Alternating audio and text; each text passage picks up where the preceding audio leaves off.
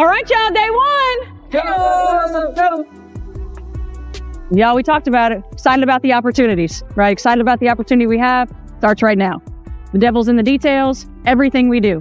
Detail-oriented, purposeful, intentional, high level of communication. Caitlin Clark entered the Gainbridge Fieldhouse practice facility this morning, as cameras erupted into blinding flashes and nervous executives looked on from their elevated balconies while the entire basketball world seemed to pause in anticipation.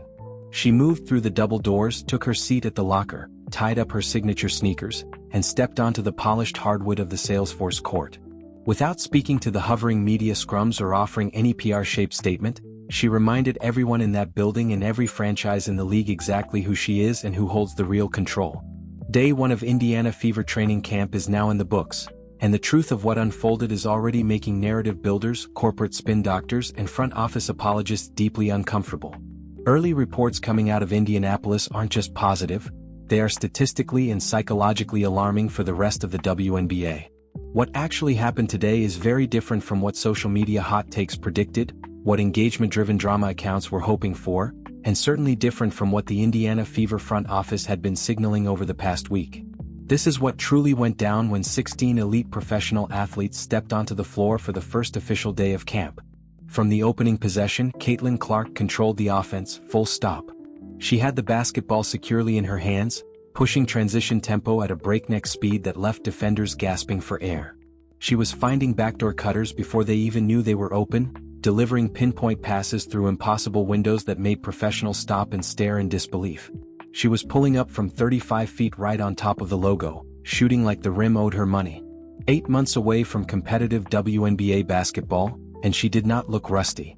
She did not look cautious. She absolutely did not look like a fragile, broken player coming off an 8-month injury absence who needed to be protected and coddled by medical staff. She looked like an apex predator locked inside a cage, counting down seconds until she could break out, get back on the court, and destroy everything in front of her. No rust, no hesitation, no caution. Pure, unadulterated Caitlin Clark basketball. From the first whistle of the morning to the final buzzer of the afternoon, this is exclusive, unapologetic, unfiltered home for the highest level WNBA analytics. The warning shot has been fired across the league. Today we are breaking down the psychological intensity of day one, dismantling the front office narrative piece by piece, and explaining why the internet conspiracy theories have completely evaporated into thin air. This year's draft. Now we're gonna jump right into this thing, man. One picture has sent the internet in uproar, bro. That is seeing Caitlin Clark back in the gym. This is the photo from Tony East that had surfaced online. So as you guys can see here, Caitlin Clark is in the gymnasium, the Fever practice facility, and she's ready to go, man. Today is the first day of training camp for the Indiana Fever. Now, what we could expect is a lot of clips. Hopefully we get some clips from Caitlin Clark and the team, kind of seeing them gelling. Across mainstream media, nobody is acknowledging how badly the panic mongers and corporate narrative builders got the on-court dynamic wrong. For 7 exhausting days, the deafeningly loud narrative was that the Indiana Fever front office was sabotaging Caitlin Clark. That executives were on a clandestine mission to destroy her historic impact. That drafting a defensive point guard like Raven Johnson was a targeted, malicious setup from the beginning, and that head coach Stephanie White was plotting in the dark to move Clark off the ball, strip her playmaking superpowers, and turn her into a spot-up shooting decoy. That the entire organization, driven by ego and a desire for absolute control, was conspiring against its own generational franchise player. But what actually happened on day one of camp when the basketballs finally tipped off? Clark ran the show. The team practiced high-level basketball. And you know what the rookie Raven Johnson was doing? She was defending. She was competing her heart out. She was being a humble sponge and learning the complexities of a professional system. She was being exactly what the Indiana Fever drafted her to be, which is a relentless point-of-attack defensive specialist who adds a physical, gritty dimension that this perimeter defense has desperately needed for years. She was not taking Caitlin Clark's spot. She was not running the point guard position while the greatest passer in the world stood frozen and useless in the corner. She was not the centerpiece of a grand Machiavellian conspiracy to diminish the superstar. She was a 22-year-old two-time national champion rookie at her very first professional practice, doing exactly what rookies are supposed to do. Putting her head down, grinding, and working. That doesn't automatically erase the concerns fans raised over the past week either. The public messaging from the Indiana Fever front office leading into training camp was a toxic, unmitigated disaster. Head coach Stephanie White describing Caitlin Clark as an on and off ball player was clumsy and tactically confusing. President Kelly Kroskoff talking about a generational phenomenon needing to adjust to the system, came off as arrogant, tone-deaf, and backwards. Senior advisor Lynn Dunn dismissing highly engaged fans as malicious complainers was a disrespectful shot at the people who support the league. General Manager Amber Cox discussing Raven Johnson transitioning into a combo guard created legitimate tactical questions and real uncertainty. Those communication failures were real, they fueled frustration, and they intensified backlash from the fan base. But there's still a critical difference between poor front office messaging and what actually happens on the floor. Day 1 of training camp showed that distinction clearly.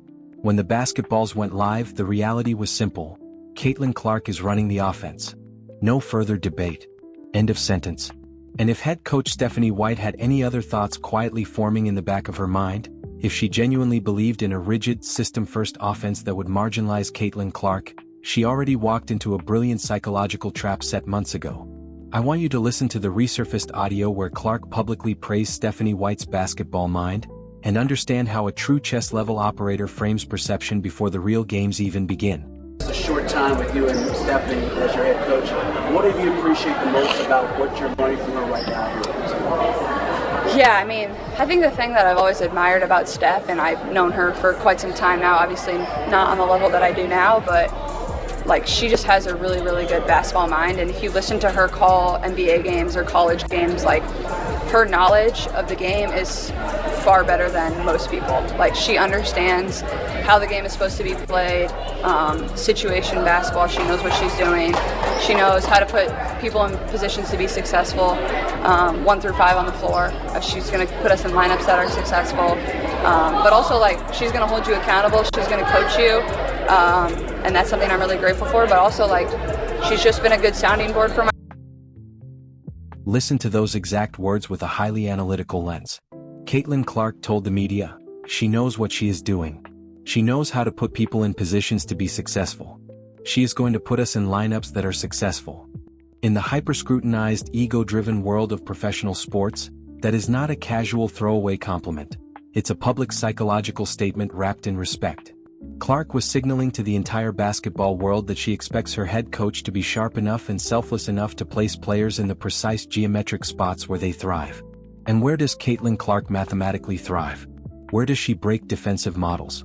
With the basketball in her hands, running the point, dictating tempo, orchestrating the half-court offense, and leading the league in assists.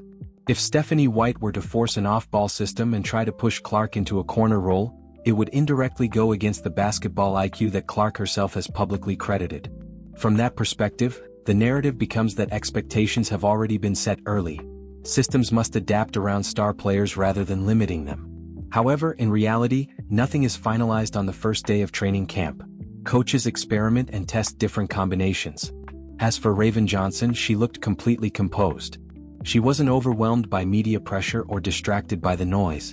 She showed discipline and effort in her defensive role, which is exactly her responsibility.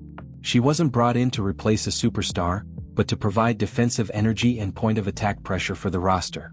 The end result is that this whole situation is less about clashes or conspiracies, and more about a real-time evaluation process where roles are still being shaped. The final picture will only become clear after consistent repetitions on the court. Caitlin Clark and Raven Johnson were on the same court today. They practiced together, ran drills together, communicated through screens, and even competed in scrimmages, and nothing fell apart. Superstar center Aaliyah Boston said it best on her podcast last week. Fans and media create far more tension than the players ever do. And she was right. Clark and Johnson are elite, hyper-focused professionals with winning pedigrees. They don't carry internet narratives into the gym, they carry basketballs and a competitive drive to improve. Today, both handled themselves well, showing that a lockdown perimeter defender and a high-level offensive point guard can coexist and contribute on the same floor when roles are clear and execution matters more than noise.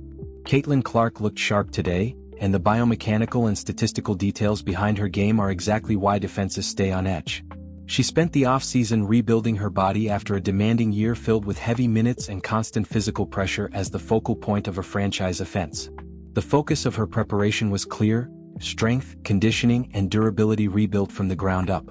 She tested herself in high-level competitive environments during the off-season, including elite training settings where she refined her rhythm, pace control, and decision-making against top-tier talent. Those reps only sharpened her timing, not slowed it down. Now, stepping back into camp, she looks re-energized, quicker reads, tighter handle, and the same aggressive scoring threat that forces defenses to collapse the moment she crosses half-court. That combination of conditioning, experience, and skill is exactly what makes her difficult to scheme against, because she doesn't just run an offense, she bends defensive structure in real time. Operating against elite international physicality, she reportedly delivered 17 points and 12 assists in just 19 minutes, including 4 of 5 from beyond the arc. That level of efficiency stands out because it compresses elite production into a short burst where every possession matters. She carried that same rhythm into Indiana Fever training camp, looking confident, sharp, and fully in control. It felt like she had bottled that international experience and used it as a launching point into a stronger, more aggressive version of her game.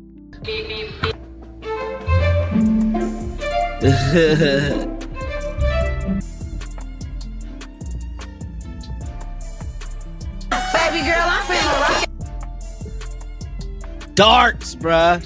Nothing but darts. Yeah, man. So today's the day. So we should be getting a lot of content today, a lot of news today. I know the Indiana Fever admins is going to work some things out to keep us informed. The physical explosiveness was clear. Her first step, limited last season by injuries, looked sharp and lightning quick again. The shooting mechanics were clean, fluid, and dangerous from deep range, stretching well beyond the arc. Her passing was precise, using her eyes to manipulate defenders and thread tight windows through collapsing coverage. The competitiveness was intense. Every rep felt like a statement that she's not here to be load managed, not being shifted into a secondary role, and not giving up control of the offense. Around her, the roster looks stronger and deeper than before. Kelsey Mitchell returns as a proven 20-point scorer, fully healthy and ready to capitalize on the open looks created by Clark's gravity, spacing, and playmaking. You have Aaliyah Boston, fresh off signing a 4-year, $6.3 million extension, anchoring the paint and serving as the pick-and-roll partner. You have Lexi Hull, who turned into a sniper, shooting a blistering 47% from three-point range whenever she shares the floor with Clark. You have Sophie Cunningham bringing perimeter enforcer energy, trash talk, and protection for Clark from cheap shots. You have Monique Billings adding vertical physicality and relentless rebounding to secure second-chance points. You have Misha Hines-Allen bringing passing from the post. You have Raven Johnson ready to lock down the opposing team's best guard, allowing Clark to conserve energy for the offensive end. You have Tasha Harris providing veteran backcourt stability off the bench. And you have rookie Justine Pat, a 6 feet 4 inches floor spacer who shot 42% from deep in college, stretching the defense to its breaking point. That is not just a random collection of names pulled out of a hat. That is a heavily armed, meticulously constructed championship-caliber armada. And it is being driven by a generational superstar firmly, unapologetically, at the controls.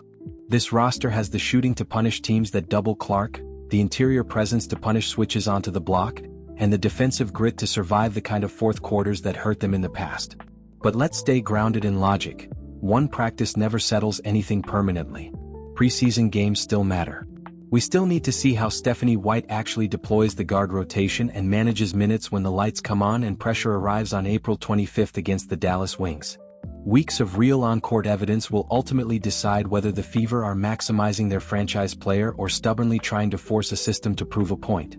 Still, day one gave the clearest possible signal. Because the one burning question fans walked into camp with, the one driving debates, cancellations, and non-stop speculation, was simple. Is Caitlin Clark still the point guard? Is she still the undisputed engine of this franchise? The answer from the practice court, delivered not through PR but through basketball itself, was clear. Yes. The preseason opener is April 25th against the Dallas Wings, and the regular season tips off May 9th. WNBA Pro is going on record with a bold prediction. This Indiana Fever team is going to shock people this season. Not just as an entertaining group, but as a legitimate contender that forces attention across the league. And that won't be because of front office messaging or corporate buzzwords like versatility. It won't be because of rigid system talk or defensive philosophy labels. It will be because of Caitlin Clark. When she's healthy, motivated, surrounded by shooters, and playing with that competitive edge built over months of adversity, she becomes the driving force of everything Indiana does. The noise around the organization may have dominated social media for a week, but the court remains the only real measure, and day one pointed in a very simple direction. Clark is still the engine. Smash that subscribe button right now because this season is shaping up to be must-watch basketball, and you'll want a channel focused on tape, analytics, and real on-court truth. Drop your day one reaction in the comments. Who do you think read the situation correctly this week and what stood out most from practice? Are you optimistic after the early reports, or still skeptical about how everything will come together long-term? And how big do you think Caitlin Clark's season can really get if this roster clicks? Hit the notification bell because preseason is just days away, and we're breaking down every possession, every adjustment, and every key moment as it happens. The talking phase is over. Now it's basketball time.